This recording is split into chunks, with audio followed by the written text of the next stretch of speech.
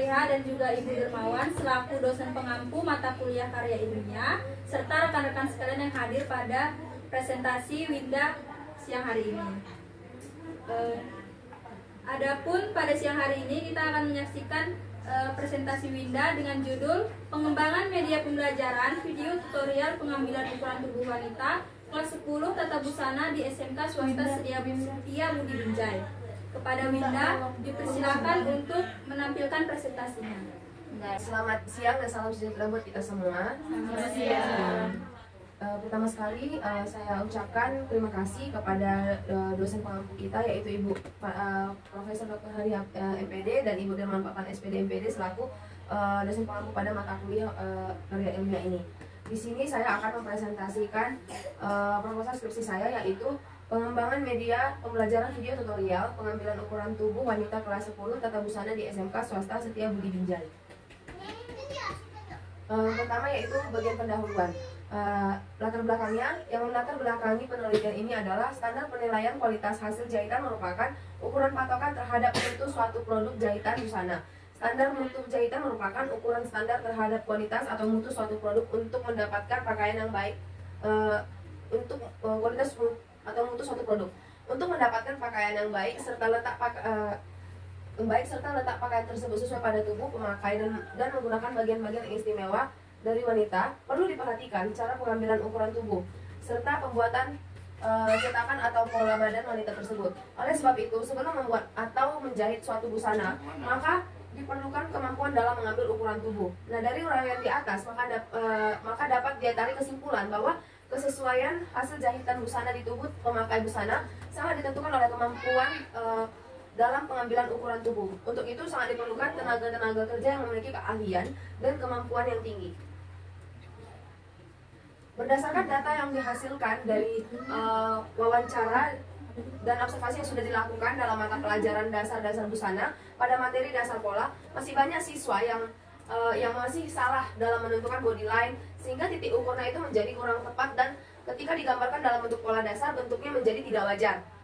Kemudian siswa kelas 10 SMK Swasta Setia Budi Binjai mengatakan bahwa siswa sulit untuk mengingat jenis-jenis ukuran dan menentukan body line dikarenakan guru hanya mendemonstrasikan cara pengambilan ukuran sekali saja dan membagikan materi lewat WhatsApp group. Bagian yang paling sering ditemukan kesalahannya ialah pada bagian lingkar badan, lingkar pinggul, panjang sisi, dan lingkar kerongkongan. Penggunaan media pembelajaran video tutorial ini adalah solusi yang saya sarankan karena dianggap video tutorial ini akan membantu dan mempermudah proses pembelajaran untuk siswa maupun guru. Siswa dapat belajar lebih dahulu dengan melihat dan menyerap materi pembelajaran dengan lebih utuh. Media pembelajaran digunakan sebagai alat bantu yang digunakan untuk menyalurkan informasi dari guru dan merangsang pikiran, perasaan, perhatian, dan minat siswa. Kemudian identifikasi masalah. Berdasarkan latar belakang yang sudah diuraikan tadi, maka diidentifikasi masalah sebagai berikut. 1. Kurangnya pemahaman siswa tentang pengambilan macam-macam ukuran yang diperlukan untuk pembuatan pola dasar. Yang kedua, keterampilan dalam pengambilan dalam ukuran masih rendah. 3. Kurangnya pengetahuan siswa mengenai pengetahuan dasar pola. 4. Kemampuan membuat pola busana siswa masih belum optimal.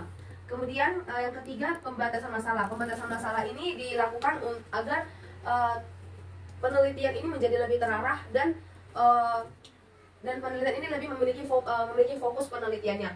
Adapun pembatasan masalah ini terdiri dari poin 1 berfokus pada poin 1 dan 2, di mana yang pertama dilakukan pada siswa kelas 10 SMK kelas 10 SMK Swasta Setia Budi Binjai dengan jumlah 32 orang. Yang kedua, mempraktekkan pengambilan ukuran satu sama lain dengan teman sekelas untuk mengetahui tingkat keterampilan mengambil ukuran. Kemudian rumusan masalah. Berdasarkan latar belakang identifikasi masalah, pembatasan masalah tadi, maka dirumuskan permasalahan sebagai berikut. 1. Kurangnya pemahaman siswa tentang pengambilan macam-macam ukuran yang diperlukan untuk pembuatan pola dasar. Yang kedua, keterampilan dalam pengambilan ukuran masih rendah. 3. Kurangnya pengetahuan siswa mengenai pengetahuan dasar pola. 4. Kemampuan membuat pola busana siswa masih belum optimal. Tujuan penelitian ini adalah untuk mengembangkan media pembelajaran video tutorial pengambilan ukuran tubuh wanita serta untuk mengetahui kelayakan media pembelajaran video tutorial pengambilan ukuran wanita dalam meningkatkan kemampuan mengambil ukuran siswa SMK swasta Setia Budi Binjai. Yang terakhir yaitu manfaat penelitian. Adapun manfaat penelitian ini ialah sebagai umpan balik bagi siswa untuk mengembangkan kemampuan dalam mengambil ukuran sehingga mampu membuat pola dasar dengan tepat. Yang kedua, sebagai bahan masukan bagi guru dalam upaya meningkatkan kemampuan mengambil ukuran tubuh wanita siswa kelas 10 jurusan Tata Busana SMK swasta Setia Budi Binjai. Yang ketiga, sebagai bahan pengalaman bagi peneliti serta sebagai syarat dalam penyusunan proposal skripsi. Bab 2 yaitu tinjauan pustaka. Pertama, kajian teoritis. Kajian teoritis ini dirangkum untuk mendukung penelitian yang akan dilakukan dan menjadi landasan dalam menganalisis penelitian. Yang pertama yaitu penelitian research and development. Research and development adalah proses atau langkah-langkah untuk membuat produk baru atau memperbaiki yang sudah ada. Metode penelitian pengembangan ini digunakan untuk membuat produk tertentu. Kemudian dua media pembelajaran. Secara garis besar, menurut Gerlach dan Eli, media adalah manusia, materi atau kejadian yang menyediakan lingkungan yang memungkinkan siswa memperoleh pengetahuan, kemampuan atau sikap. Dalam hal ini, pendidik, buku teks dan lingkungan sekolah berfungsi sebagai media. Media dalam proses belajar mengajar biasanya didefinisikan sebagai alat untuk menangkap, memproses, dan menyusun kembali informasi visual atau verbal. Yang ketiga yaitu video pembelajaran. Dalam pembelajaran yang berlangsung, guru kurang memberikan contoh secara langsung karena hanya menjelaskan sesuai dengan job sheet yang tersedia. Namun pembelajaran tersebut dirasa masih kurang detail dan efektif. Bentuk fasilitas seperti petunjuk job sheet sudah ada, namun belum menjelaskan langkah pengambilan ukuran badan dengan rinci. Hal itu menyebabkan siswa menjadi kurang dapat menyerap informasi dengan rinci dan kurang menguasai langkah-langkah mengambil ukuran badan dengan detail dan jelas. Dengan adanya video tutorial, guru dapat memutar video tutorial berulang-ulang sehingga memudahkan siswa memahami proses pengambilan ukuran tubuh dengan baik. Selain itu, video tutorial mampu menumbuhkan motivasi belajar mengambil ukuran tubuh. Dua, kajian produk yang dikembangkan. Dari hasil observasi yang telah dilakukan oleh peneliti bahwa mahasiswa membutuhkan sebuah media pembelajaran yang dikemas secara menarik, yang memaparkan materi secara lengkap dan mudah untuk dipahami. Video pembelajaran yang akan dikembangkan diharapkan mampu membantu proses pembelajaran dan memberikan pelatihan untuk siswa kelas 10 SMK swasta Setia Budi Binjai dalam hal pengambilan ukuran tubuh. Video pembelajaran ini mencoba mengajak mahasiswa untuk mendalami mengenai konsep, teori, pengetahuan dasar pengambilan ukuran tubuh yang disertai dengan pembuatan pola dasar dengan lengkap yang mudah difahami. 3, model pengembangan produk yang digunakan. Menurut Borg and Gall, penelitian R&D dalam pendidikan meliputi 10 langkah, yakni yang pertama research and information collection, yang kedua planning, yang ketiga develop preliminary form of product, yang keempat preliminary field testing, 5 main product revision, 6 main field testing, 7 operational product revision, 8 operational field testing, 9 final product revision, yang ke-10 dissemination and implementation. Bab 3, metodologi penelitian. Di sini jenis penelitian yang digunakan adalah metode penelitian research and development, di mana penelitian pengembangan bertujuan untuk menghasilkan suatu produk sebagai upaya dalam meningkatkan kualitas pendidikan baik dalam proses maupun hasil pembelajarannya. Tempat dan waktu penelitian ini dilaksanakan pada 14 Oktober 2023 pukul 10:18 WIB dengan berlokasi di SMK swasta Setia Budi Binjai yang beralamat di Jalan Kemerdekaan nomor 111 1A, Kota Binjai, Kecamatan Binjai Utara, Kota Binjai, Provinsi Sumatera Utara. Prosedur pengembangan. Menurut Borg and Gall, langkah-langkah dalam prosedur pengembangan yaitu sebagai berikut. Apabila tadi ada 10 langkah, di sini saya hanya mengambil sampai 8 langkah saja, yaitu research, penelitian dan pengumpulan data, kemudian perencanaan, kemudian pengembangan draft produk awal, uji validasi ahli, revisi produk pertama, uji coba awal, revisi produk kedua, dan akhirnya uji coba lapangan. Subjek, populasi, dan sampel pendidikan sampel penelitian. Subjek penelitian terdiri dari siswa-siswi yang bersekolah dari SMK Swasta Setiabudi Binjai. Populasi penelitian ialah siswa-siswi kelas 10 SMK Swasta Setiabudi Binjai. Sampel menggunakan teknik sampling jenuh, yaitu 30 orang siswa yang berada di kelas 10 SMK Swasta Setiabudi Binjai. Subjek uji coba. Subjek uji coba ini terdiri dari para ahli yang akan menjadi validator. Yang pertama, ahli desain. Ahli desain yaitu orang yang ahli di bidang desain media pembelajaran yang telah berpengalaman dalam mendesain media pembelajaran. Yang kedua, ahli isi materi. Yaitu orang yang menguasai mata pelajaran dasar pola, khususnya teknik pengambilan ukuran tubuh. Yang ketiga, ahli bahasa, yaitu seorang yang ahli yang memiliki latar belakang lulusan sastra Indonesia agar pemilihan kosakata dalam penyajian materi dapat lebih mudah dipahami oleh siswa SMK. Yang keempat yaitu praktisi atau guru kelas, terdiri dari guru-guru yang mengajar di kelas 10 SMK Swasta Setiabudi Binjai.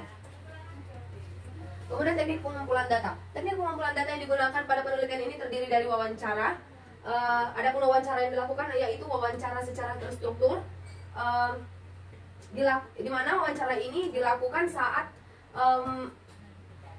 mencari permasalahan yang terjadi pada proses pembelajaran. Responden wawancara adalah beberapa siswa kelas 10 SMK Swasta Setiabudi Binjai. Dan teknik selanjutnya yaitu observasi yang dilakukan secara tidak terstruktur, yaitu mengamati ketersediaan sarana dan prasarana penunjang kegiatan pembelajaran. Kemudian jenis data. Jenis data yang ada dalam penelitian ini terdiri dari dari data kualitatif dan data kuantitatif. Data kualitatif terdiri dari kritik, saran, dan tanggapan dari para responden. Selain itu dapat diperoleh dari kegiatan observasi selama pembelajaran di dalam kelas, wawancara pada ahli desain, materi, dan guru bidang studi untuk mendukung proses pengembangan media video pembelajaran. Untuk data kuantitatif terdiri dari instrumen angkat seperti penilaian ahli materi, penilaian ahli media, penilaian guru bidang studi, dan penilaian siswa terhadap media video pembelajaran. Kemudian teknik analisis data. Teknik analisis data yang digunakan untuk penelitian ini ya menggunakan analisis isi dan analisis deskriptif. Analisis isi yaitu dilakukan untuk mengukur ketercapaian tujuan pembelajaran tematik berdasarkan standar kompetensi dan kompetensi dasar, sehingga ahli analisis ini dapat digunakan sebagai dasar pengembangan media video pembelajaran untuk meningkatkan keterampilan pengambilan ukuran tubuh. Kemudian analisis deskriptif. Data kualitatif digunakan untuk mengolah data hasil review berupa tanggapan, kritik, dan saran perbaikan oleh para ahli, guru kelas, dan siswa kelas 10 SMK Swasta Setiabudi Binjai. Data kuantitatif digunakan untuk menganalisis data kualitatif hasil validasi dengan teknik perhitungan rata-rata. Rumus perhitungan nilai rata-rata adalah sebagai berikut, yang dimana boleh diperhatikan pada PPT saya. Berikut ini dipaparkan tabel kualifikasi tingkat kelayakan berdasarkan presentasi rata-rata, yang teman-teman boleh lihat juga dari PPT yang sudah saya tampilkan. Nah, berdasarkan kriteria di atas, media dinyatakan valid apabila memenuhi presentasi sebesar 85-100% dari seluruh unsur yang terdapat dalam angkat penilaian.